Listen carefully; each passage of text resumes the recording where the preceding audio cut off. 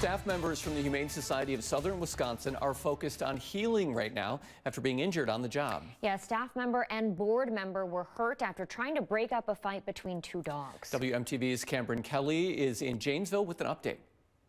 The Humane Society of Southern Wisconsin posted on Facebook that two dogs in a daily play group got into a fight and team members tried to break it up. This resulted in a staff and a board member getting hurt. The Facebook post went on to say that people who were hurt were well equipped with training and hands-on experience. Staff were not available for an on-camera interview, but explained they are still working through everything. They are setting up counseling services for everyone involved, evaluating the dogs, and investigating what improvements they can make going forward.